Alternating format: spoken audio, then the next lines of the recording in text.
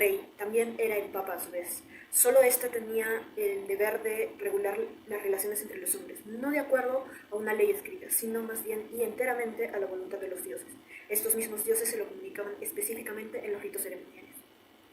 Irónicamente, y un dato curioso de esto podría ser que los sacerdotes y papas fueron los primeros abogados en Roma. Claudio el Ciego fue conocido y publicó un calendario que se le denominó Calendario de los Muertos, en el cual marcaba los días específicos en los que se podían consultar o verificar los pecados cometidos entre las personas. Se podían juzgar y escuchar los pecados y el intercambio de pensamientos entre papas y pueblo en general. Los sacerdotes estaban organizados en colegios. Cada uno de estos colegios era dirigido por un papa en jefe. De estos colegios, el más importante fue el Colegio de los 9 Presagios, que estaba encargado de descubrir las intenciones de los dioses acerca de las malas decisiones que el gobierno de Roma podía tomar. Durante las crisis más graves que el gobierno de Roma podría pasar, se enviaban expediciones a Cumas para consultar a Sibila, la sacerdotisa del dios Apolo. En casos más extremos se enviaba al oráculo de Delfos. Este era encargado de responder a todas las preguntas que se les hicieran. Todos ya sabemos qué son los rituales, pero en Roma los rituales se diferenciaban hasta por clases. Se diferenciaban entre la clase más poderosa y la clase más baja del pueblo. Doy un ejemplo. Se hacían los sacrificios de acuerdo a las posibilidades de las personas. Si una persona quería algo especial, tenía que ofrendar algo mucho más de lo que alguien podía ofrendar queriendo una pequeña cosa. En cuanto a la diferencia de clases, se puede notar bastante en lo que era la iglesia, los papas, cuando le tocaba ser al Estado, a los papas y en general a todas las personas que centraban el poder en ellos mismos, se daba por ofrendas a todo un conjunto de rebaño. Y a los dioses o a estas mismas personas se les encomendaba comérselas específicamente el hígado y el menudillo. En cambio, a la población se le daba el resto de las vísceras, ya que tenían la creencia de que el poder se concentraba más en algunos órganos específicos que en otros. Existe una ley del 97 a.C. Esta ley se propuso y se impuso para evitar el sacrificio de víctimas humanas, porque no solo se hacían sacrificios de animales, sino también de humanos, con excepciones de esclavos y capturados en guerras. También podían acceder a este beneficio las personas que quisieran ofrecerse voluntariamente a ser sacrificadas, como es el caso de una de las personas más recordadas en la antigua Roma por hacer un sacrificio que marcó la historia de Roma, que fue Marco Curcio. Marco Curcio era una persona bastante fiel a sus creencias, era una persona bastante valiente, bastante joven, y esto era considerado muy bueno en Roma. Resulta que un día los dioses del infierno hicieron temblar la tierra y se abrió. Cuando la tierra se abrió y se partió a la mitad, la única solución que encontró Marco Curcio fue lanzarse con su caballo dentro de esta grieta y, según cuenta la leyenda, apenas Marco Curcio saltó hacia la grieta con su caballo, esta misma grieta se cerró y todos lo empezaron a llamar genio del agujero por este gran sacrificio y por esta creencia que empezó a originar de que los sacrificios de la gente joven eran más apreciados que de cualquier otro tipo de sacrificio, ya sea una persona mayor o de un animal. Bueno, en el caso de los dioses, no podemos hablar en específico de cada uno, ya que era una infinidad de dioses. Gracias a la expansión de territorio por conquista, lo que se hacía era que se apatriaban dioses para que no haya una rebelión, un desquite ante Roma, para tenerlos bajo control, y así eran llamados como los policías, y hasta a veces llegaban a ser parte del Olimpo oficial, donde eran agasajados. No se podía vivir como que una vida tranquila, ya que a cada paso que dabas había como que un artilugio sagrado, y si lo rompías, lo rasgabas, ya entrabas en falta y hacías que los dioses bajen en forma de brujas y maten niños, se coman serpientes o hasta a veces roben cadáveres, y hasta llegaron a pensar los romanos que no eran dioses del cielo y más bien eran maldades humanas. Entonces lo que hacen es crear instituciones religiosas como lo puede ser las vestales, donde eran chicas elegidas entre las niñas elegidas entre los 6 y 10 años, que era para un voto de castidad de 30 años, donde si lo cumplían podían reintegrarse a la sociedad en medio de honores y poderse volver a casar si querían, aunque era difícil encontrar marido. Y si rompían el voto de castidad, eran condenadas a azotazos, a vergajazos, y eran enterradas vivas. También hubo necesidad del calendario, ya que hubo muchas disputas y se creó el calendario como lo conocemos más o menos igual al que conocemos ahora, pero con ligeras modificaciones, como podemos ver que era de 376 días, si no me equivoco, y también el calendario comenzaba en marzo, no en enero como lo conocemos ahorita mismo. Pompeya, una ciudad pequeña e insignificante en Italia, la cual contaba con menos de 15.000 habitantes. Y estos habitantes tenían una vida cómoda y organizada, vivían de su agricultura. Esto fue hasta el 24 de agosto del año 79, donde el volcán Vesubio tiñó la ciudad con humo y cenizas. 2.000 personas fallecieron y después de 2 siglos de arqueología e investigaciones, podemos saber más o menos cómo es que fue la ciudad. Amadeo Mauri nos comenta que habían templos para templo de Apolo, templo de Venus, templo de Júpiter, que en el centro de la ciudad había un mercadillo que a veces realizaba la labor de ser un teatro al aire libre.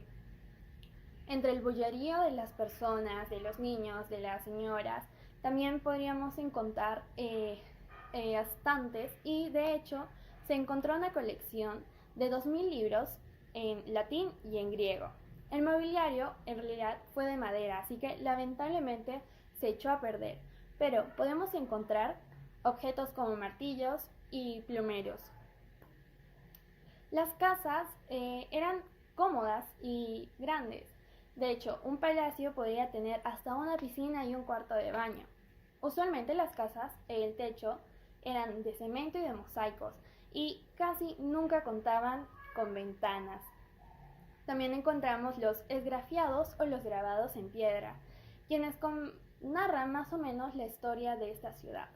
Continuando con la presentación de Pompeya, al iniciarse las primeras excavaciones en el siglo XVI, uno de los obreros que estaban trabajando por la zona encontraron varios edificios que estaban en ruinas, y es a partir de ese momento donde se empezarían a encontrar tesoros de la olvidada Pompeya.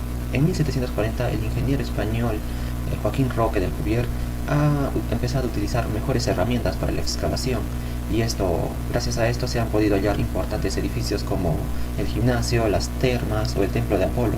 Y estos son solo algunos de los sitios, de los lugares recuperados, y también se han rescatado importantes mosaicos que gracias a su buen estado de conservación han proporcionado de cómo era el mundo romano, ¿no? Aunque lo más impresionante son los cuerpos que se han hallado, porque se han encontrado entre la ceniza y la piedra volcánica, e incluso mantienen su forma de miedo, de agonía de las personas y también de los animales.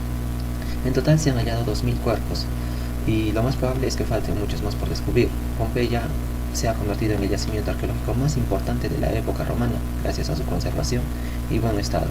Las 3/4 de la ciudad que ya se han dado a conocer y se han descubierto nos permite hacernos con la idea de cómo era la vida ahí y de cómo solo en algunos minutos las páginas de su historia han sido borradas y han sido convertidas en ceniza. Bueno, empecemos. Roma no era una ciudad industrial, como ya todos sabemos. Su verdadera industria era la política, tal cual, ya que reinaba la democracia en Roma y no tocaban tanto el tema industrial. Además de que la principal fuente de riqueza de los romanos, o bueno, de las personas importantes de Roma, eran el pasillo de los ministerios o el saqueo de aldeas.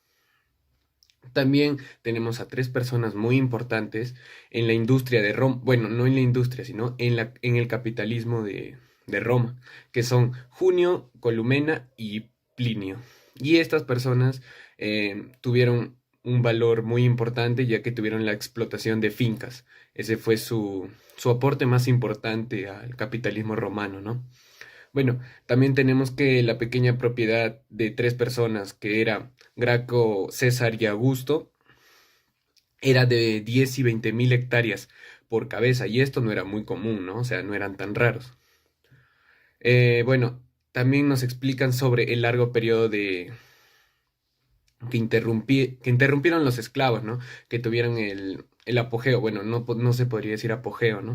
Ya que los esclavos contribuyeron demasiado al capitalismo, ya que se vendían entre ellos, vendían estados, y tanto el estado romano, lo poco que he investigado era que Eh, Roma también era uno de los imperios que tenía más esclavos. Y también los agricultores, como sabrían que no tenían tanto beneficio en otros temas, optaron por la agricultura. Parte del texto nos habla también sobre el apogeo del turismo, ¿no? Donde dice que esto apoyó en gran parte a la economía del Imperio Romano. Luego también nos habla sobre la educación de los niños romanos, ya que nos dice que esta no concluía hasta una vez hecho el gran tour o el gran viaje. Y este gran tour se realiza vía marítima desde el puerto de Ostio a Grecia, o viceversa, ¿no? En, bueno, en este nos dice que se veía las clases sociales que había en la escuela o en la educación que tenían los niños romanos, ya que los niños pobres, por así decirlo, eran llevados de cargueros, mientras que los niños ricos eran tratados con todas las comidas posibles, no tenían camarotes anchos, ellos andaban en vela y todo eso. También nos habla sobre la piratería, ¿no? Que esta fue exterminada en el imperio de Augusto. Y también, pues nos habla sobre los viajes e incursiones marítimas que hubo, ¿no? Que esto fue también un punto fuerte del Imperio Romano, donde se nos dice que... Y de las incursiones marítimas también sacamos un dato importante, donde se nos dice que no había un horario preciso, sino que ésta se basaba en las horas. Y se dice que un barco avanzaba 5 yardas cada hora, y por eso el viaje desde Ostio a Alejandría duraba 10 días. Otro, o también, ¿no? Por último, se nos dice que en ese texto se inicia el primer faro y también las cartas marítimas. Marco Aurelio nació en el año 161 después de Cristo y asumió el trono de Roma a los 40 años. Él provenía de una casta romana bastante antigua. Se sentía en deuda con los dioses por su fino linaje, su familia y sus amigos. Su creencia en los dioses nos podría hacer deducir que era alguien temoroso del poder, de un poder divino, y era alguien sensato porque conocía estos poderes. Era un apasionado de la filosofía, tanto así que la practicó desde muy joven y ya después realizó aportes filosóficos en la rama de los estoicos. Lo podríamos considerar un hombre dentro de un millón, porque era bastante responsable con sus obligaciones con el imperio, le era fiel a los principios en los que creía y sobre todo eso amaba a su esposa, que es una característica que se puede resaltar sobre otros emperadores. Marco Aurelio fue un hombre bastante prudente y en el texto se le atribuye el título de el primer servidor del Estado.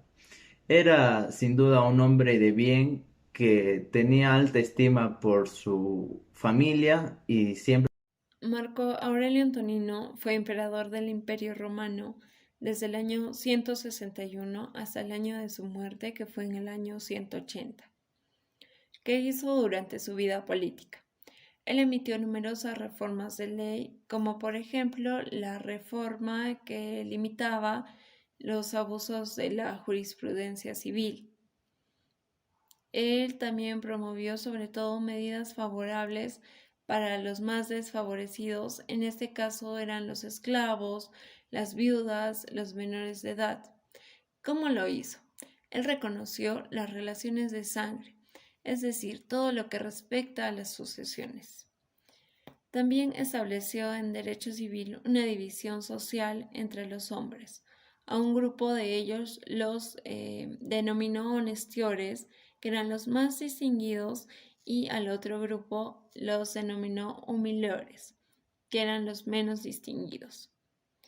También, para establecer relaciones con otros países, envió embajadores, como por ejemplo a China e India, aunque no obtuvo resultados muy exitosos.